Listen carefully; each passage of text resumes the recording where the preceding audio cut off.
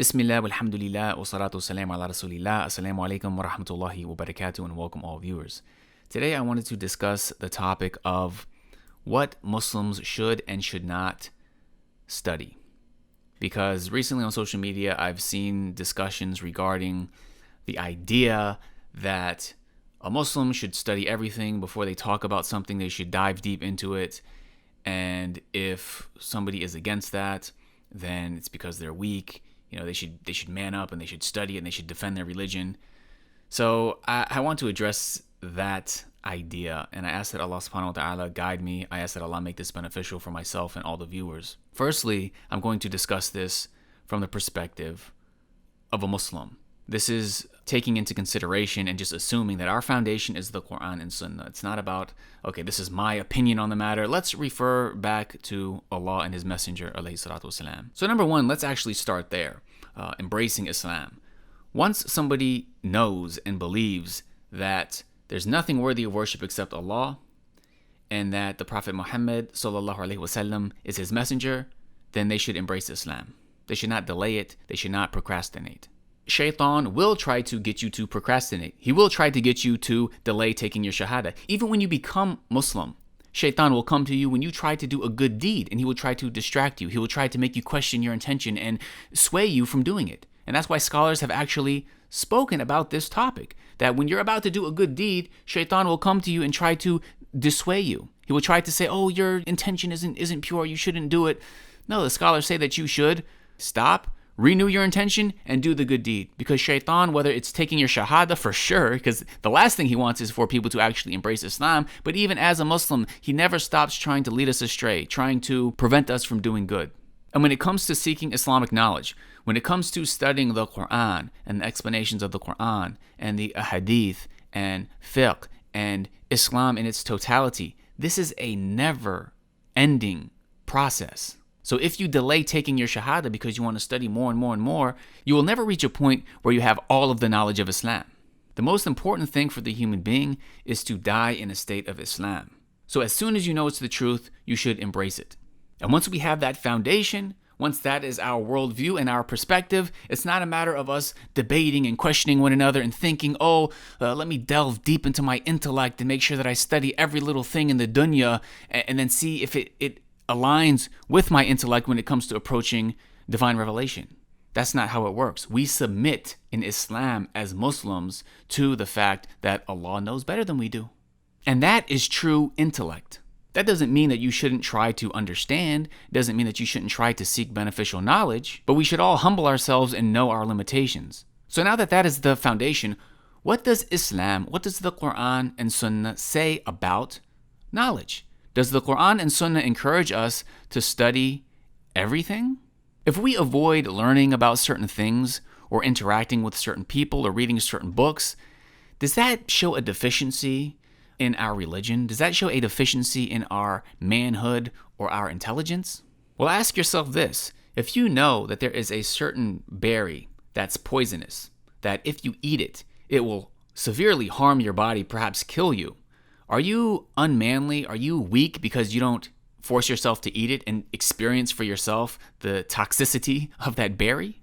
No, but rather it would show a lack of intelligence if you were to eat something toxic. Well, just like when it comes to food, there's beneficial food and harmful food.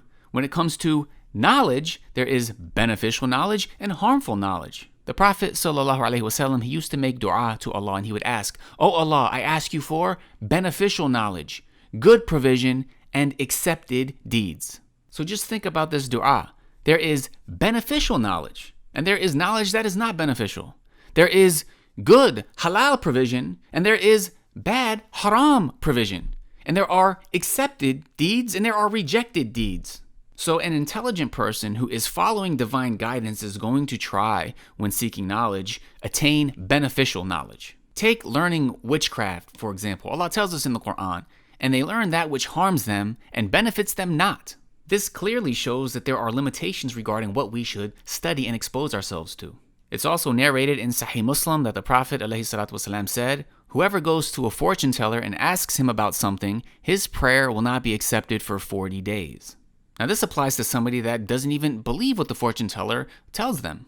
they still shouldn't go and put themselves in such a position. Now, what if somebody goes to a fortune teller and believes what they say? The Prophet ﷺ said, whoever goes to a fortune teller and believes what he says has disbelieved in that which was revealed to Muhammad ﷺ. And this is from the dangers of putting yourself in reckless situations. Somebody might go to a fortune teller not believing what they have to say, but then by the time they leave, they believe what the fortune teller said. Likewise, somebody might expose themselves to information that is not beneficial for them, and initially they don't believe in it, but then they start getting doubts. They start questioning Islam. That doesn't mean Islam isn't true. It doesn't mean that Islam doesn't have answers to all these questions and doubts. But our iman as believers fluctuates. When we obey Allah, when we follow the Quran and Sunnah, our iman goes up. It increases. When we disobey Allah, when we sin, when we do things we aren't supposed to be doing, our iman decreases. Some people don't seem to realize that when they are exposing themselves to doubts, when they are listening to Islamophobes and they're reading all types of literature that is going to plant seeds of doubts in their head, they're actually possibly being sinful. And being sinful causes one's iman to go down. Now, that doesn't mean every single Muslim in the entire world should never refute Islamophobes, should never address some of the common doubts and misconceptions that get spread about Islam. What it means is that such a job is for people who have enough knowledge to do so.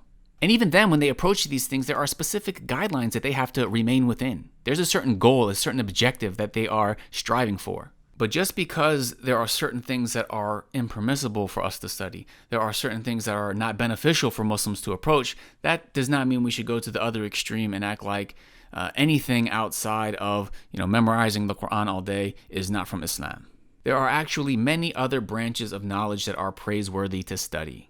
Sometimes studying things like medicine and agriculture can become a communal obligation because they are essential to physical well-being. And when somebody has the proper intention and they go into the field of medicine, for example, they can actually be rewarded by Allah subhanahu wa ta'ala for what they're doing. So I just want to wrap this up by emphasizing how important this is. Many people go astray because they expose themselves to things that are not beneficial. They put themselves in situations that cause their iman to deteriorate. The fact that Allah guided us to Islam is the greatest blessing. This is the most important thing for us to try to maintain. Every day we ask Allah in Surah Al-Fatiha to guide us to the straight path. We are constantly in need of Allah's guidance. We can look around us every day and see people who are not guided. We shouldn't think that if we don't make it a priority to actually really try our best to follow our deen, that we can't go astray.